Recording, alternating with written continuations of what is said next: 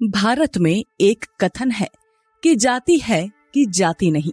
यानी भारत में सब कुछ हो गया लेकिन अभी भी जातिवाद खत्म नहीं हुआ है। बुद्ध, महावीर, रामकृष्ण से लेकर न जाने कितने अवतार और कितने महान दार्शनिक और विद्वान लोग आ गए, लेकिन अभी भी ये भारत की जड़ों में समाया हुआ है। तमाम आक्रमणों और हजारों वर्षों की गुलामी के बाद भी हर चीज से मुक्ति पा ली गई, लेकिन जातिवाद के दंश से आज तक मुक्ति नहीं पाई गई है। जाति व्यवस्था भारत के सामाजिक ताने बाने में गहराई से समाया हुआ एक जटिल मुद्दा है। सदियों से इसने भारतीय समाज को सामाजिक पदानुक्रम के आधार पर विभाजित किया है, जिसके परिणाम स्वरूप भेदभाव, असमानता और अन्याय हुआ है। जाति व्यवस्था को पूरी तरह से खत्म करना एक कठिन काम होगा, जिसमें सामाजिक, राजनीतिक और आर्थिक स्तरों पर व्यापक बदलावों की आवश्यकता होगी। लेकिन आपके दिमाग में भी आया होगा कि अगर जाति व्यवस्था ही खत्म कर दी जाए तो भारत कैसा होगा?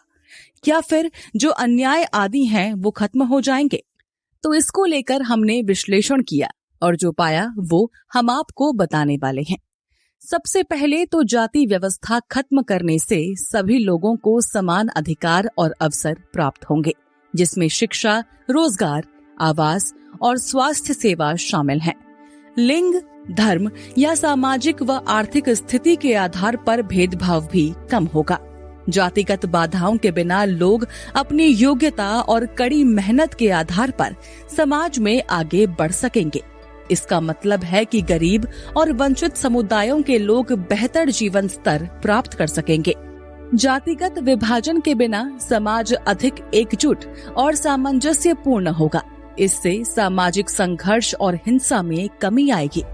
जाति आधारित भेदभाव के बिना लोगों को अपनी पूरी क्षमता का उपयोग करने और अर्थव्यवस्था में योगदान करने का अवसर मिलेगा। इससे समग्र आर्थिक विकास को बढ़ावा मिलेगा। जाति व्यवस्था अक्सर गरीबी से जुड़ी होती है। जाति व्यवस्था के खात्मे से गरीब समुदायों के लोगों की आय और जीवन स्तर में सुधार होगा। वहीं जाति आधारित भेदभाव अक्सर रोजगार के अवसरों तक पहुंच को सीमित करता है। जाति व्यवस्था की समाप्ति से सभी लोगों के लिए रोजगार के अवसरों में वृद्धि होगी। सभी समुदायों का राजनीतिक प्रक्रिया में अधिक प्रतिनिधित्व होगा। लोकतांत्रिक संस्थाएं मजबूत होंगी। वहीं जवाबदेही और पारदर्शिता में वृद्धि होगी, जिससे भ्रष्टाचार भी कम होगा। वहीं ऐसा नहीं है कि बोलने मात्र से जाति व्यवस्था खत्म हो जाएगी। जाति व्यवस्था से लाभान्वित होने वाले लोग इसे खत्म करने का विरोध कर सकते हैं। जाति व्यवस्था को खत्म करने की प्रक्रिया में सामाजिक अशांति और संघर्ष हो सकता है। लोग जातिगत पहचान और उससे जुड़ी परंपराओं को खोने से डर सकते हैं। जाति व्यवस्था को खत्म करना भारत के लिए एक लंबी और कठिन यात्रा होगी।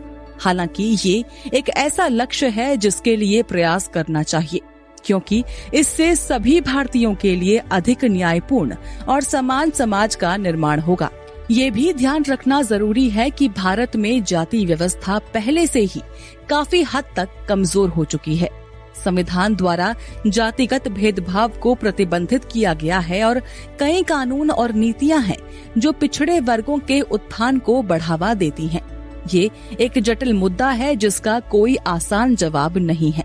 सभी पक्षों के दृष्टिकोणों पर विचार करना और एक ऐसा समाधान खोजना जरूरी है जो सभी भारतीयों के लिए न्यायपूर्ण और समान हो। आपको क्या लगता है कि अगर बिना जाति का भारत होगा तो वो कैसा होगा? जाति व्यवस्था खत्म करने से भारत को और क्या फायदे, साथ ही नुकसान हो सकते हैं?